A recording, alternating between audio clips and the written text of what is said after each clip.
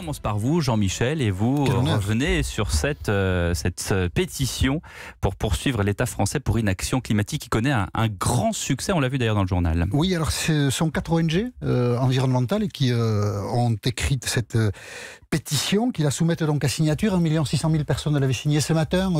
Évidemment, elle va franchir des records, cette pétition.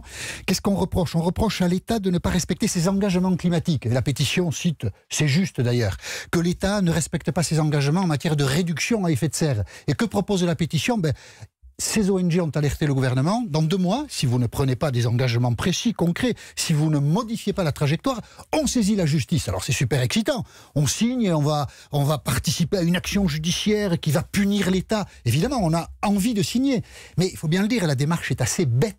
Parce que si c'était aussi simple de mettre en place une politique écologique, s'il suffisait de saisir la justice pour que ça soit fait, il y a longtemps qu'on l'aurait fait. C'est très compliqué de mettre en place une politique écologique. C'est contrarier des dizaines et des dizaines d'années d'habitudes installées par la société industrielle. Il faut harmoniser des intérêts très contradictoires. Ça coûte très cher, la politique écologique. Et les caisses françaises sont très vides, donc ça c'est quand même pas facile. Et puis les citoyens ne sont pas toujours d'accord. On a eu des bonnets rouges, on a des gilets jaunes. Alors évidemment, faire une politique écologique, si c'était facile, ça se saurait. Et puis le juge qu'on va désigner pour instruire une plainte comme ça, mais il en a pour 25 ans, le pauvre garçon, pour 30 ans à faire son instruction. Enfin, on sera tous morts avec le réchauffement climatique avant que quelque chose n'agisse. C'est un peu du flan, cette pétition, pour dire la vérité. Elle n'a qu'un intérêt, c'est qu'elle montre que dans la population française, la préoccupation écologique devient importante. C'est une conscience qui est en train d'être acquise. Ça, c'est bien. Bien sûr, mais il faut transformer ça dans une action associative, une action politique. Enfin, il faut quand même pas rigoler. Il y a deux signataires, enfin 2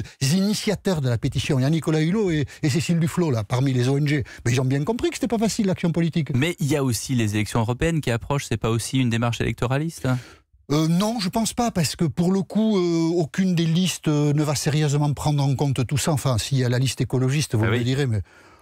c'est un tel bazar, l'écologie. Ah ben voilà, ça c'est dit. Ils sont tellement mauvais. Dit, Axel. Ils sont tellement mauvais. Non, mais en écoutant Jean-Michel, je me faisais la réflexion suivante, c'est que c'est vrai que c'est idiot d'attaquer l'État français. Totalement idiot. Mais aux États-Unis, vous avez autre chose. Vous avez San Francisco, la ville de San Francisco, qui a attaqué, je trouve que c'est beaucoup plus intelligent, ExxonMobil. Pourquoi ?